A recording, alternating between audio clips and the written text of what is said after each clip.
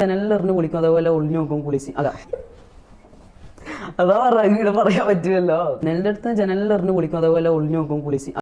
ഇപ്പൊ ഞാൻ വീഡിയോയിൽ കാണിച്ച ഒരാള് ഇവിടെ കാണിച്ചില്ലേ, ആ ഒരാള് ഒരു മഹത് കാര്യം ചെയ്തിട്ട് ഇവിടെ വന്ന് പ്രസംഗിക്കുന്നതാണെന്ന് ആർക്കെങ്കിലും തോന്നുന്നുണ്ടെങ്കിൽ നിങ്ങൾക്ക് തെറ്റി. മുഹമ്മദ് എന്ന പേരുള്ള മമ്മു ഇവൻ ഇവിടെ കാണിച്ച പോക്കർത്തരം, അതായത് വെറും 14 വയസ്സുള്ള, ഇപ്പൊ അവര് 10-25 വയസ്സ് വരും എന്ന് തോന്നുന്നു, എനിക്കറിയില്ല അതിനെ പറ്റി. വെറും 14 വയസ്സുള്ളപ്പോ കാണിച്ച പോക്കർത്തരം വളരെ ലാഘവത്തോടെ ഇവിടെ വന്നിരുന്ന് പ്രസംഗിക്കുന്നതാണ് നിങ്ങൾ ഈ വീഡിയോയിൽ കൂടി കണ്ടത്. എന്താണെന്നല്ലേ അത് നിങ്ങൾക്ക് എന്തായാലും അറിയായിരിക്കും, എന്നാലും ഞാൻ ഒന്നുകൂടെ പറയാം. വെറും 14 വയസ്സുള്ളപ്പോ ഒരു സ്ത്രീ കുളിച്ചുകൊണ്ടിരുന്നത് ഒളിഞ്ഞു നോക്കിയ ഒരു കാര്യമാണ് അവൻ ഇതില് കൂടി പറഞ്ഞുകൊണ്ടിരിക്കുന്നത്. അതായത് ഭയങ്കര ഹാസ്യമായിട്ടാണ് അവൻ അത് സംസാരിച്ച് അതിവിടെ എന്തോ ഭയങ്കര സംഭവമായിട്ടാണ് അവൻ പറയുന്നത്. ഇത് കേട്ട് പൊട്ടിച്ചിരിച്ച് കൈകൊട്ടിച്ചിരിക്കാൻ വേണ്ടിയിട്ട് ഒരു സ്ത്രീ അടുത്തിരിപ്പുണ്ട്. അത് നിങ്ങൾ കണ്ടിട്ടുണ്ടാവില്ല ആ വീഡിയോയിൽ. ആ സ്ത്രീ ആ വീഡിയോയിൽ ചോദിക്കുന്നുണ്ട്, ആങ്കറാണ്, എന്താ അവരുടെ പേര്, നിമിഷേ അങ്ങനെ എന്തെങ്കിലും പേര്, എനിക്കറിയില്ല കറക്റ്റായിട്ട്.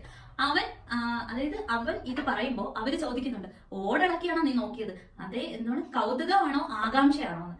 അപ്പൊ അവൻ തിരിച്ചു ചോദിക്കുന്നുണ്ട്, അതൊക്കെ അറിയാനുള്ള ഒരു ക്യൂരിയോസിറ്റി കണ്ടില്ലേ എന്നും ചോദിക്കുന്നുണ്ട്. ഇതൊക്കെ എത്ര മ്ലേച്ഛകരമായിട്ടുള്ള ഒരു കാര്യമാണ് ഒരു പബ്ലിക് ആയിട്ടുള്ള ഒരു പ്ലാറ്റ്ഫോമിൽ, യൂട്യൂബ് പോലൊരു പ്ലാറ്റ്ഫോമിൽ ഇടുന്ന ഒരു വീഡിയോയ്ക്ക് വ്യൂസിനും ലൈക്കിനും വേണ്ടി എന്തും ചെയ്യും ഈ സമൂഹം എന്ന് കാണിച്ചു തന്ന, അതായത് അങ്ങനെ ഒരു കാണിച്ചു തന്ന ഒരു മാതൃകയാണ് ഈ ഒരു വീഡിയോ. ഞാനൊന്ന് ചോദിച്ചോട്ടെ, ഈ വീഡിയോ എന്ത് മെസ്സേജാണ് നമ്മുടെ സമൂഹത്തിന് തരുന്നത്?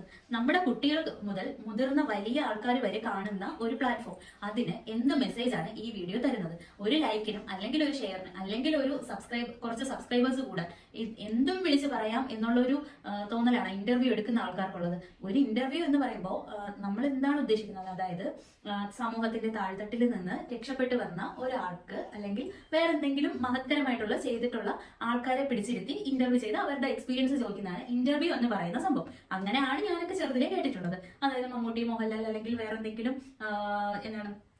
വേറെ ഏതെങ്കിലും ഫീൽഡിൽ നിന്ന് വന്ന ആൾക്കാരെ അവരുടെ എക്സ്പീരിയൻസ് ഷെയർ ചെയ്യുന്നത്. പക്ഷെ ഇതൊക്കെ എന്താണ്? ഇവനെ ഞാൻ സത്യം പറഞ്ഞാൽ കാണുന്നത് തന്നെ ഇന്റർവ്യൂവിൽ കൂടിയാണ്, അല്ലാതെ ഞാൻ കണ്ടിട്ടേ ഇല്ല. തൊപ്പിയുടെ കൂടെ വർക്ക് ചെയ്യുന്ന പയ്യനാണ് എന്നാണ് പറയുന്നത്.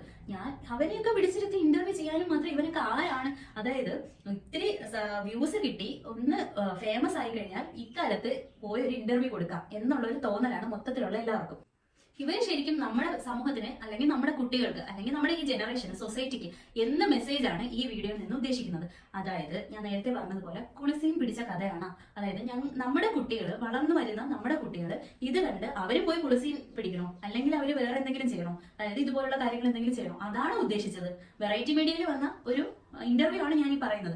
വെറൈറ്റി മീഡിയയിലെ ക്രൂ മെമ്പേഴ്സ് ഇതാണോ ഉദ്ദേശിച്ചത്? ഇനി എനിക്ക് ആ ഇന്റർവ്യൂ എടുത്ത ആ പെൺകുട്ടിയോടാണ് എനിക്ക് ചോദിക്കാനുള്ളത്. കാണിക്കേണ്ടതും ചെയ്യേണ്ടതും ആസ്വദിക്കേണ്ടതുമായ കാര്യങ്ങൾ ഒരു ക്യാമറയ്ക്ക് മുമ്പിൽ വന്നിരുന്ന് ഒരു ഉളുപ്പും ഇല്ലാതെ ചെയ്തിട്ട് വന്ന് സോറി പറഞ്ഞാൽ അത് എല്ലാം ശരിയാവോ? അവര് ചെയ്ത തെറ്റല്ലാതാവോ? ഇത്രയും എനിക്ക് ചോദിക്കാം.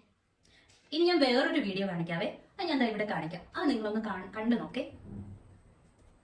എന്റെ വീടൊരു ഓലക്കൂരയായിരുന്നു കൊച്ചിലെ. ഒരു ഭാഗ്യം പോലെ നായകന്റെ ഓഡിഷൻ അറ്റൻഡ് ചെയ്തു, ഇപ്പൊ ഇവിടെ വരെ എത്തി. ഇതിൽ ഏറ്റവും കൂടുതൽ സന്തോഷിക്കുന്നത് എന്റെ അച്ഛനമ്മ. കാരണം ഞാൻ നന്നായിട്ട് പഠിച്ചിട്ടില്ല, നല്ലൊരു ജോലി ചെയ്ത് അവർക്കൊന്നും നൽകിയിട്ടില്ല. I'm from Kerala, my name is Venkatesh, and you guys can call me Venki, okay? And I am dedicating this film to my Amma. And my Appa, he's no more, but I want to be a star, I just want to be a star, that's all. ഇത് സമൂഹത്തിന്റെ അടിത്തട്ടിൽ നിന്ന് ഉയർന്നു വന്ന ഒരു കലാകാരനാണ്. പേര് വെങ്കടേഷ്. അതായത് ഒരുപാട് അവന്റെ അച്ഛനും അമ്മയും, അവനെന്ന് പറയാൻ പറ്റത്തില്ല, അദ്ദേഹത്തിന്റെ അച്ഛനും അമ്മയും ഒരുപാട് കൂലിപ്പണിയും അങ്ങനെയൊക്കെ ചെയ്ത് വളർത്തിയെടുത്ത് നല്ലൊരു മകനാക്കിയ ഒരു കലാകാരനാണ്. അപ്പൊ ഈ കലാകാരൻ വളർന്നു വന്ന സാഹചര്യം എന്തൊക്കെയാണെന്ന് ഒരു പ്ലാറ്റ്ഫോമിൽ പറയുന്നുണ്ട്. അപ്പോൾ ഇപ്പൊ അവൻ എവിടെയാണ് എത്തി നിൽക്കുന്നതെന്ന്, അതായത് ഇപ്പൊ തെലുങ്ക് സിനിമകളിലൊക്കെ പുള്ളിക്കാരനുണ്ട്.